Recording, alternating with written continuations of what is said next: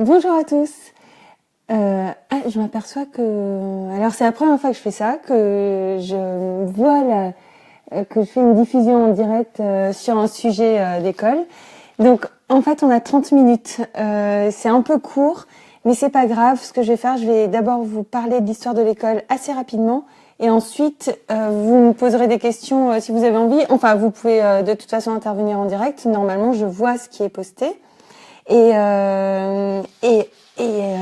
une fois que j'aurai parlé de l'histoire de l'école, je passerai à deux types d'écoles qui sont en train de se monter. J'ai des témoignages très précis de mamans qui ont leurs enfants dans ces écoles. Et j'en ai visité une qui s'appelle l'école démocratique. Donc j'ai pris quelques notes parce que je connais pas tout par cœur et que je préfère être précise. Donc juste pour vous parler un petit peu du début de l'école, c'est arrivé, enfin ça a commencé il y a évidemment très très très longtemps, en Égypte antique. La Gaule romanisée instruisait déjà. On avait ces agoras dans lesquelles les philosophes intervenaient, traitaient d'un sujet, et c'était évidemment pas formaté comme maintenant.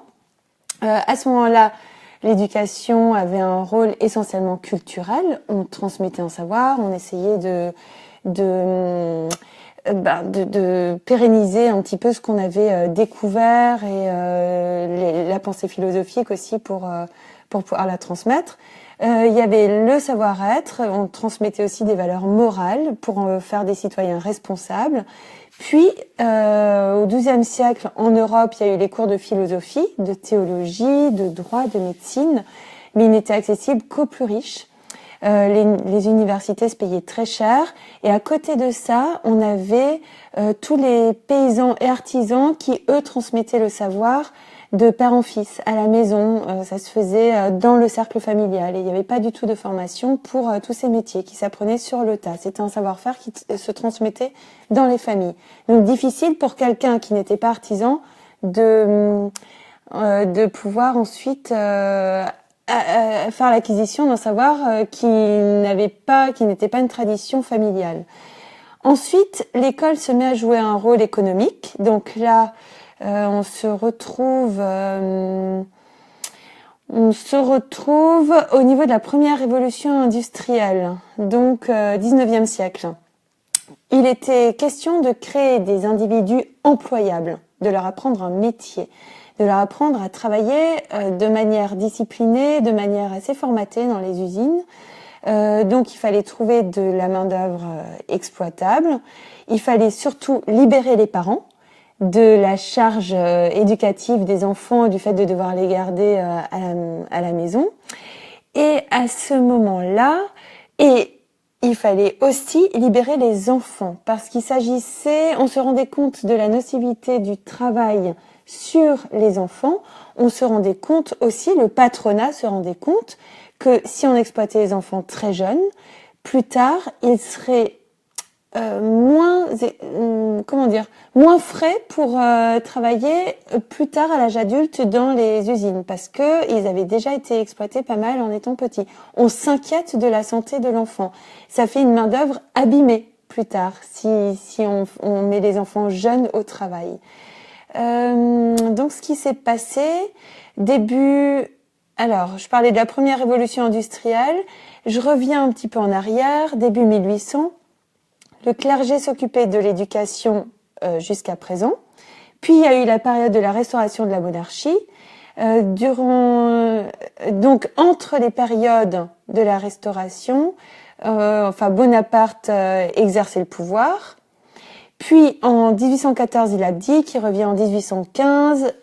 Ensuite il y a la chute du Premier Empire et la révolution des Trois Glorieuses de 1830. Et entre ces périodes-là, on enseigne, le clergé continue à enseigner. Donc ça se fait toujours au sein de tout ce qui est institution religieuse. Donc il y a un enseignement moral qui est transmis par les religieux. Donc au début de la Restauration, on avait instauré ce qu'on appelle l'enseignement mutuel. Et on appelle aussi ça la méthode lancastérienne, parce que ça vient du Royaume-Uni, de Lancaster, qui est un pédagogue qui avait fait des recherches. Alors, qu'est-ce que l'enseignement mutuel? C'est le fait d'instruire par ses pairs. Je reviendrai dessus un petit peu après. Donc, ce sont les enfants qui apprennent entre eux, ce qui nous paraît très novateur, mais qui en fait est très ancien. Donc, ce sont les libéraux qui ont instauré ça, les libéraux du Royaume-Uni, libéral au sens primitif du terme, hein, pas comme on l'entend maintenant. Donc, le libéral, à l'époque, c'était la liberté qui était un principe politique suprême, avec comme corollaire la responsabilité individuelle et surtout la limitation du pouvoir souverain. Donc, leur but des libéraux, c'est de développer l'instruction populaire parce qu'ils voient ça comme un progrès social pour faire évoluer le peuple. Ils ne veulent plus que le peuple soit soumis comme il l'est jusqu'à présent. Donc, suite à la Révolution, les congrégations religieuses, elles, sont fermées. L'instruction ne se fait plus via les religieux. Et à ce moment-là, on va se poser la question du choix de l'enseignement. Parce que les religieux, eux, avaient une manière verticale d'enseigner. C'était vraiment l'adulte responsable et éclairé quelque part qui transmettait le savoir aux enfants. Et il y a un seul adulte qui enseigne à un grand collectif d'enfants. Ça nous rappelle exactement ce qui se passe maintenant dans les écoles. Donc, avec cette méthode-là, la lecture s'apprenait en 6 ans et un petit nombre d'élèves par adulte. Alors que la méthode mutuelle que l'on utilisait avant, elle se faisait, on apprenait à lire avec l'aide de ses pairs, c'était en 3 ans et c'était un enseignant pour beaucoup d'enfants. Il y avait un grand nombre de petits qui accédaient à l'apprentissage et très rapidement. Donc, on réduisait le temps de moitié, voire c'était même 2-3 ans pour apprendre à lire. Donc, les élèves ont un apprentissage qui est dispensé par un adulte. Mais ensuite, il y a ce qu'on appelle les moniteurs qui vont transmettre le savoir à leur père, aux plus petits. Ces moniteurs sont autonomes, ils maîtrisent eux déjà le savoir et vont servir de tuteurs pour le relayer. Donc après ça, c'est la méthode par tutelle comme ça est peu onéreuse parce qu'il y a besoin de moins de professeurs et en plus les résultats sont meilleurs. Donc pourquoi on n'a pas plébiscité ce type d'instruction? Il y a 2 raisons. Le timing et la morale. Le timing, pourquoi? Parce que comme cette instruction se faisait de manière trop rapide, qu'on apprenait trop de choses en trop peu de temps, on avait calculé qu'il fallait que les enfants restent scolarisés jusqu'à l'âge de 13 ans pour qu'ils ne traînent pas dans les rues et qu'ils ne prennent pas de mauvaises habitudes, qu'ils ne gênent pas le bon fonctionnement de la société. Donc, s'ils apprenaient tout en 3 ans au lieu de 6, on était embêtés parce qu'en moitié moins de temps, ils avaient acquis le socle nécessaire à une vie adulte. Donc ça n'arrangeait pas le patronat, ça n'arrangeait pas le fait de laisser les enfants accéder à l'instruction au bout de 13 ans. Ensuite, la deuxième raison, c'est la morale. Donc on passe d'une instruction religieuse à une instruction citoyenne. L'instruction religieuse avec un adulte qui est en présence de peu d'enfants, parce qu'il y a ce système vertical, en gros un adulte pour 30 enfants, ça permet de garder les enfants sous contrôle total et d'éviter qu'ils soient éduqués par ses pairs et qu'ils se développent d'une manière différente que celle qu'on a conçue pour lui. Et on veut absolument que l'instruction soit liée à une éducation morale. Donc les garants de l'éducation morale vont être les instituteurs, comme l'étaient les religieux précédemment. Donc on optera pour le système d'enseignement simultané. Et c'est là qu'il y a cette différenciation qui va se faire entre l'enseignement mutuel et simultané. Et donc on va totalement oublier l'enseignement mutuel, cet enseignement qui se fait par les pairs, qui est rapide. Et l'instigateur de tout ça, l'inventeur de cette pédagogie moderne, que l'on voit comme arriérée maintenant, c'est François Guizot. et ce qui va créer une génération d'enseignants un peu rasoirs, qui ne donnent pas forcément envie et surtout qui n'autonomisent pas l'enfant, qui ne le fait pas gagner en autonomie. Donc, on a un plus grand contrôle des professeurs sur les enfants et la formation est dispensée aux élèves sur le mode le mode dont on s'inspire pour cela, c'est le mode de l'usine. On appelle ça le Factory Model School. Et donc, la salle de classe, pour vous dire un peu en quoi ça consiste, à l'extérieur, dans l'enveloppe, il y a la salle de classe standard. Les horaires qui sont les mêmes pour tous, on arrive au même moment, on mange au même moment, on fait tout absolument au même moment. Les pauses se font à la sonnerie et tout est cloisonné. Les matières sont bien segmentées. À l'intérieur, c'est pareil, c'est standardisé, c'est pas personnalisé, c'est pas différencié. Les programmes scolaires sont très chargés. Ils se font par classe d'âge. Il y a 847 heures d'instruction par an versus 790 en moyenne pour l'OCDE. En France, on a instauré les redoublements en se disant que si l'enfant refait la même chose exactement l'année suivante, il va peut-être mieux s'en sortir, ce qui ne marche pas forcément. D'ailleurs, on l'a supprimé depuis à l'élémentaire. Il y a le système de notation sanction où il y a vraiment la note hyper carrée. Alors, vers quoi va-t-on maintenant? Parce que avant, on avait besoin de bons ouvriers à l'usine et d'experts dans des domaines. Et maintenant que le savoir est à portée de tout le monde, que les robots arrivent, que le savoir est dans toutes les poches et qu'on va se former plus sur le tas, on va avoir besoin d'autres qualités. Et c'est Howard Gardner, un prof de psychologie d'Harvard, qui a défini les 5 qualités essentielles qu'on va attendre des enfants. C'est la créativité, évidemment, ce que l'école n'aide pas forcément à développer, la discipline, l'esprit de synthèse, le respect et le sens éthique. La discipline, ça peut faire bizarre, ça peut même faire froid dans le dos, mais c'est pas ce que vous pensez. C'est simplement le cadre, le fait de se fixer un cadre et de le respecter. Alors pour cela, que faut-il? Il faut d'abord que l'école donne envie d'apprendre. Donc il faut des sujets passionnants pour l'enfant qui répondent à ses questions, ses attentes, ses besoins. Et si ça peut venir de lui, c'est beaucoup plus agréable parce qu'il aura d'autant plus envie de savoir.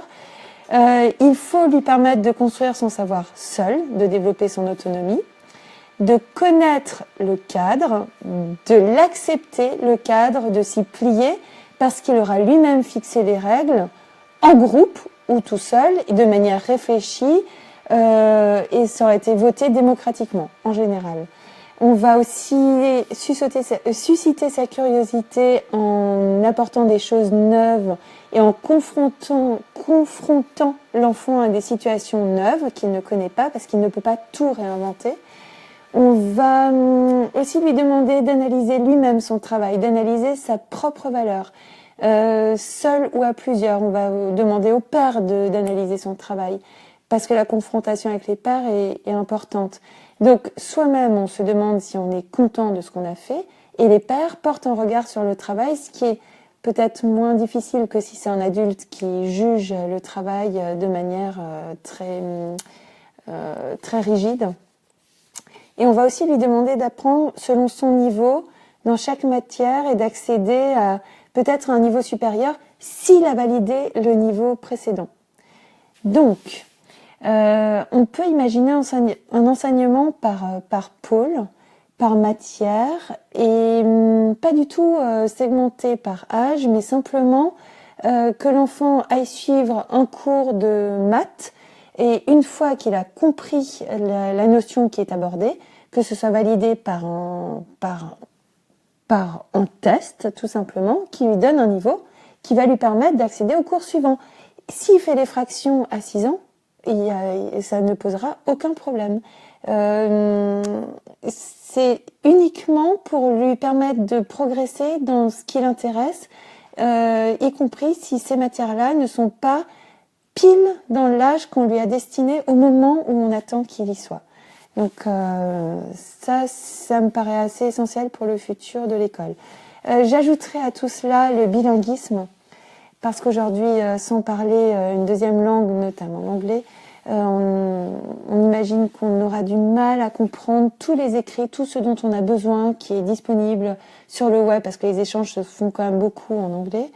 et ça peut être très dérangeant pour l'enfant, pour son futur et pour l'accession à un travail futur. Il faudrait que cette langue étrangère se fasse, que l'apprentissage ne soit pas diversifié entre plusieurs langues, que ce soit une langue mais à fond et pendant longtemps. Alors, à travers tout ça, on a vu donc un petit peu l'historique de l'école et j'ai posé des questions à une maman qui est une très bonne amie à moi, qui a mis son enfant dans une école qui a ouvert depuis 2 ans, je vous en parlerai, et j'ai visité l'école démocratique il y a 2 semaines. Alors, je vous décris un petit peu l'ambiance de l'école démocratique. C'est une école qui va de 3 ans à 18 ans. Il y en a plusieurs en France. Il n'y a absolument pas de niveau, il n'y a pas du tout de contraintes et pas du tout de professeurs. Donc, on entre dans un espace tout ouvert avec le savoir à portée de main, avec des écrans, avec des colonnes des bibliothèques pleines de livres, avec des jouets, parce qu'on démarre à 3 ans jusqu'à 18 ans. On a des espaces lecture calmes, on a des espaces repas, on a des espaces créativité, on a des espaces bricolage, construction. On a un espace un peu cour de justice où on va décider de ce qu'on aimerait, de ce qu'on va décider pour l'école et de ce qui, on peut porter plainte aussi si on a eu un souci avec quelqu'un. Et donc le fonctionnement de l'école, on a aussi des colonnes d'ordinateurs. Je vous enverrai des photos sur la page Facebook. Et donc l'enfant navigue là-dedans en proposant ce qu'il veut. Il peut ouvrir un club de jardinage, il peut ouvrir un club de création sonore, il peut ouvrir un club scientifique, un club de ping-pong, tout ce qui lui passe par la tête et tout ce qui l'intéresse. Et c'est une école hors contrat. Je vois vos questions. Il faut que j'en tienne compte. Oui, c'est une école hors contrat. Ça a ouvert là en septembre et il fonctionne par apport propre, les 2 fondateurs, par de la love money, c'est-à-dire des amis qui ont donné de l'argent pour que cette école puisse ouvrir, et les parents payent 5 500 € par an pour pouvoir y mettre leur enfant. Donc, c'est une école qui n'est pas donnée. Mais ils vont essayer de tirer vers le bas et de fonctionner par quotient familial, d'amoindrir les coûts pour les enfants qui ont des difficultés. Ce que j'en ai vu, ce sont des rangées d'enfants qui sont collés aux ordinateurs. Je vous dis, j'y étais pendant 4h30, donc je vous dis ce que j'ai observé. Il y a des enfants qui jouent au ping-pong, un très grand, environ 17 ans, qui lisait. Et je suis allée voir les enfants qui regardaient des émissions sur les ordinateurs, sans porter aucun jugement, parce que je ne voulais surtout pas qu'ils se sentent jugés de quelque manière que ce soit. Ils jouaient à un jeu qui s'appelle Amoros ou Amortos, un truc comme ça, où il y avait un rond qui devenait de plus en plus grand et le but c'était de manger le plus de disques possible pour grossir. Donc là il y avait 3-4 enfants qui jouaient à ça. Il y en avait deux autres qui observaient un joueur vidéo qui se perfectionnait dans son jeu vidéo et qui commentait le jeu vidéo. Et c'était un jeu vidéo très violent. Je n'en disais rien. L'enfant lui-même en a parlé en disant « Oui, alors là, notre jeu fait très peur. Hein. Il y a beaucoup de sang. Il est très noir aussi. Il y a des zombies. Il y a ceci, il y a cela. » Et surtout, je me demandais, moi, s'il y avait un filtre. J'ai posé la question après au fondateur. Et juste pour finir, il y avait aussi d'autres enfants qui regardaient Logan, un film violent qui est sorti il n'y a pas très longtemps en streaming. Donc, ils peuvent télécharger. Et là, en demandant au fondateur, ils m'ont dit non, il n'y a pas de filtre, mais comme les écrans sont dans l'espace ouvert, on voit ce qu'ils font et on surveille. Et bon, moi, je leur fais confiance. Les enfants étaient sur les écrans et ils y ont droit jusqu'à 13h. Il y avait un autre élève qui lui était sur sa DS. Enfin, on n'appelle pas ça des élèves dans cette école parce que élève, ça fait trop formaté, ça fait école standard. On appelle ça des... Oh zut, j'ai oublié. sont pas des membres. Voilà, ça y est, je me rappelle. Ce sont des membres. Et là, on était avec un jeune homme qui avait sa déesse et qui jouait toute la journée. Je demandais s'il devait s'arrêter à 13h, mais non, parce que c'est son truc, que les parents sont d'accord et qu'il avait envie de passer sa vie là-dessus. Voilà, bon, c'est un choix. Et après, les enfants jouaient principalement et ils sont en train de mettre en place différentes animations parce que jusqu'à présent, c'était libre et ils se demandent s'ils vont pas amener plus de choses à l'enfant. Ils sont en pleine réflexion et en train d'orienter un petit peu le programme de l'école. À côté de ça, il y a aussi les conseils de justice auxquels j'ai assisté. Et là, les enfants qui ont des soucis déposent plainte dans une boîte. Tout est décortiqué. Il y a un jury de 4 enfants. Et ce jury, il y a un lecteur qui parle de la plainte, les accusés et accusateurs sont présents, expliquent le problème, on essaye de décortiquer ce qui s'est passé. Chaque session dure relativement longtemps, au moins une demi-heure, 3/4 d'heure. Puis les jurés tranchent et décident de la sanction à appliquer, et décident s'il y a une sanction à appliquer. Voilà, donc ça a duré bien 1h30 pour 3 cas. Ouais, si ce n'est pas... Oui, c'est ça. 1h30, 1h45 pour 3 cas. Donc ça, là, il s'agit de l'école démocratique. Il y a l'école dynamique à Paris qui fonctionne exactement de la même manière. À côté de ça, j'ai discuté avec une amie très très proche qui donc a mis son enfant dans une école qui a 2 ans, qui là est aux antipodes de cette école. On est dans une école qui va plutôt se rapprocher de ce qu'on a connu jusqu'à présent, donc de l'apprentissage simultané, un prof, des élèves, mais uniquement, ils sont 7 élèves par classe. Le maximum sera 15 et jamais plus. École privée hors contrat, je ne connais pas les montants par an, j'ai oublié de demander. Et là, ce qui se passe, les enfants sont en blouse. On attend énormément de travail de leur part. On leur demande d'apprendre des poésies d'auteur, des poésies longues. On a un niveau d'exigence très très très élevé. On donne des notes. On demande d'écrire au stylo plume. On a 1/4 d'heure de calcul mental tous les matins. On a des petits effectifs, je l'ai dit. On a des professeurs qui sont pas très bien payés, mais qui sont très motivés parce qu'ils croient en ce système. Et qu'a-t-on d'autre ? On a aussi du travail pendant les vacances. On a beaucoup de livres à lire. On a un travail sur l'image, par exemple, pendant les vacances qu'on va proposer aux enfants.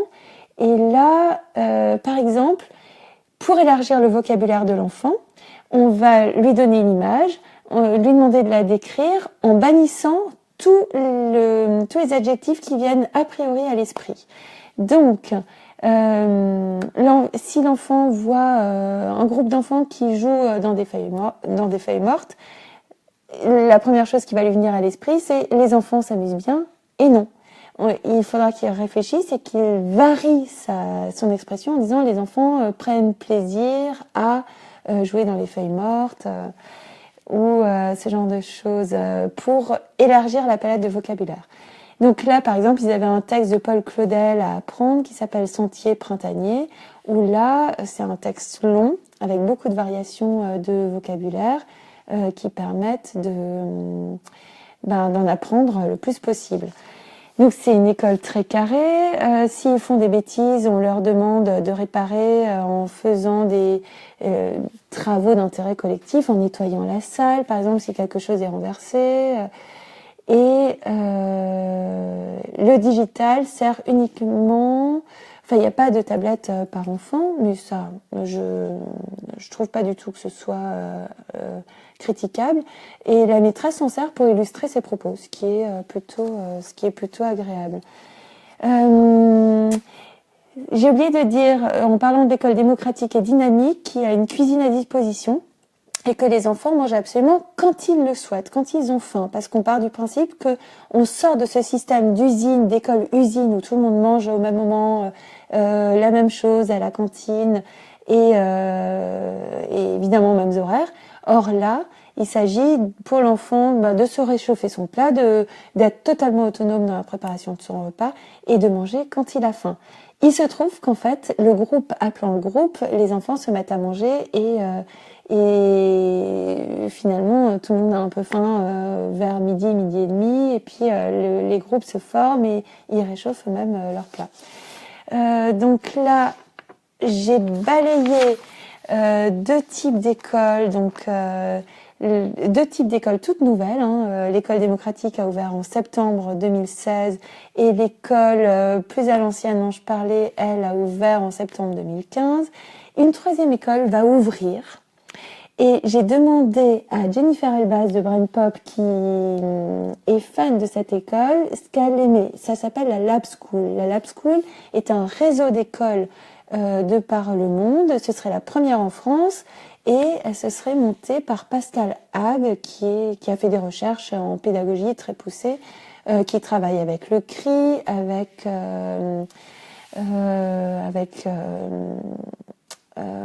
le nom Léa, le nom de Léa m'échappe, mais ça va me revenir.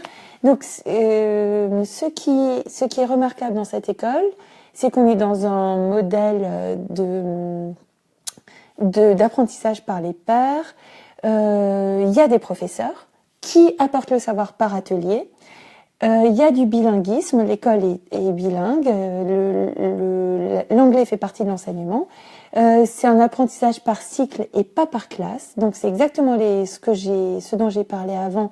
Il y a des pôles où on va pouvoir suivre un atelier dans une matière, accéder à certains niveaux, et quand on a validé les niveaux, on passe au niveau suivant. Ce qui permet d'aller vite dans une matière qui nous passionne, moins vite dans une matière qui nous ennuie, ou dans laquelle on a plus de difficultés, et du coup de prendre son temps pour apprendre si on n'a pas compris, au lieu d'avoir le cours qui avance et de perdre le fil complètement. Donc cette école est bilingue, fonctionne par cycle, il y a l'accès au digital, mais pas en libre service, pas comme dans l'école démocratique, pas comme dans l'école dynamique. L'accès au digital est orienté et en fonction de ce qu'on veut faire aux enfants. Donc il y a un apport qui vient là aussi et un guidage qui se fait par l'adulte. C'est une école collaborative et on a à peu près 20 enfants par cycle.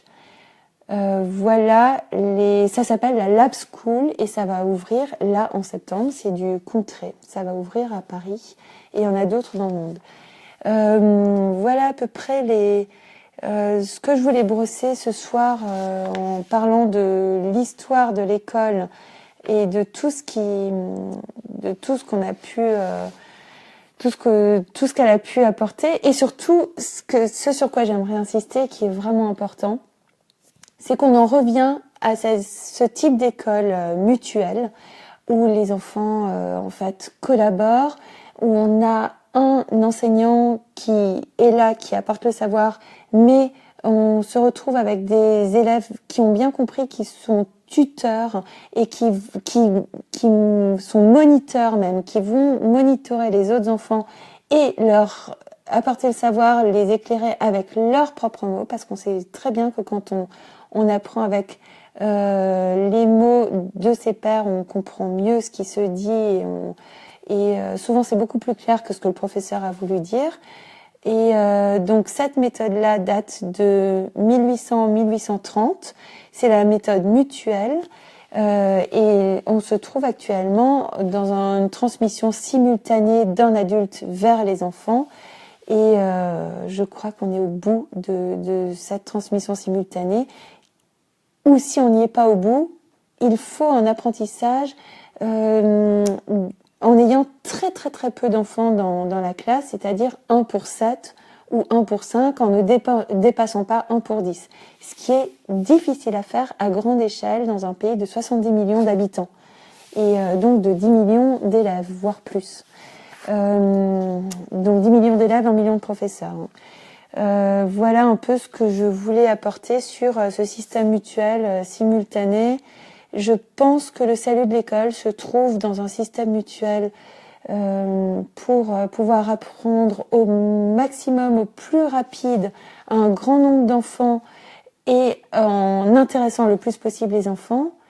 Et pour finir, dans les zones qui le nécessitent plus, comme les REP, peut-être garder un système simultané, mais en limitant à 10, 1 pour 10, un adulte pour 10, le nombre d'enfants dans les classes.